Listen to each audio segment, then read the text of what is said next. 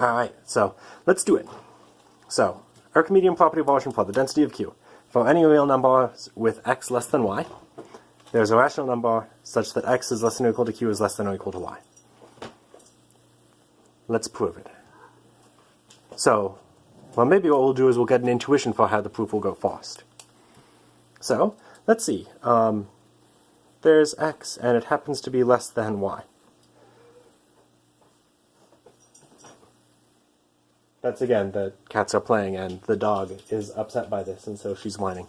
She may have also rammed one of them with her nose and gotten scratched.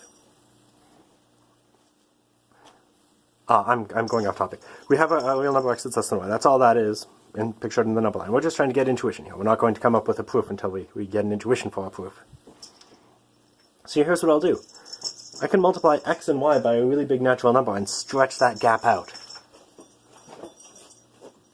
So let's draw a picture. If we can multiply x and y by something big enough, I should be able to get ny minus nx to be bigger than 1, and so in particular, ny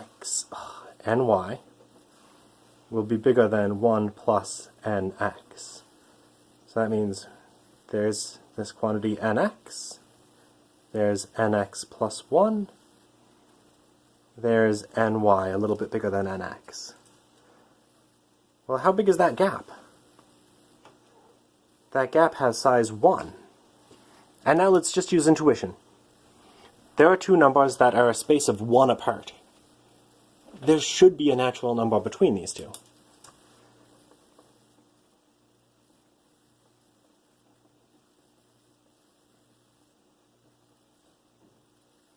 There should be a natural number here.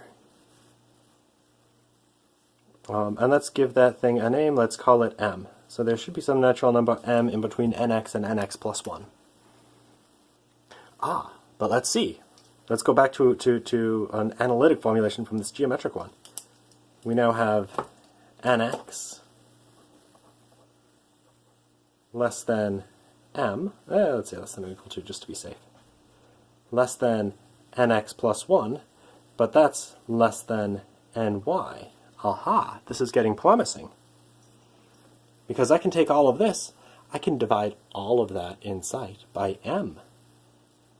No, n. Divide everything in sight by n, the natural number n, which happily you also know is a natural number, so it's positive, so dividing by it will preserve the inequality.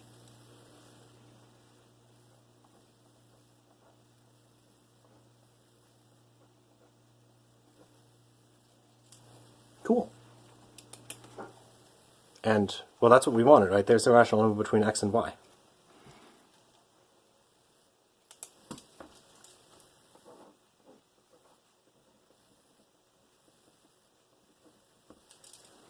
So, in order to get an intuition for how to use this proof, let's think about where this m came from. So how did this m get generated? Well, what's one way you could generate that m? Let's go ahead and take, like, the biggest natural number you can find that's less than ny.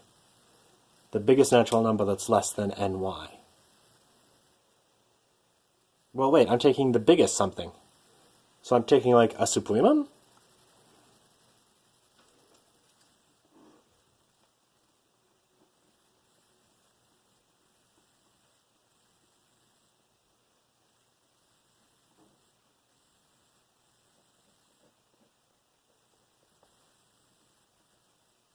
M.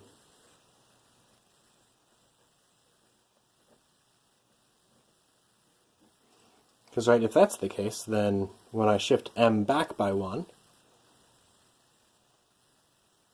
no, I don't think that's what I'm going to use. M minus 1. Let's take m minus 1 to be the supreme of all the natural numbers where m is less than nx. So m minus 1, that should be like the biggest natural number less than nx. If I go right by 1, I'll suddenly be bigger than nx, but I should be still less than nx plus 1. So there's the idea. And if you like, that's why I'm going to use completeness, the fact that I'm going to be taking a supremum. So, pause for a moment, think about that, try to fill in the actual proof. I'll go ahead and pause again.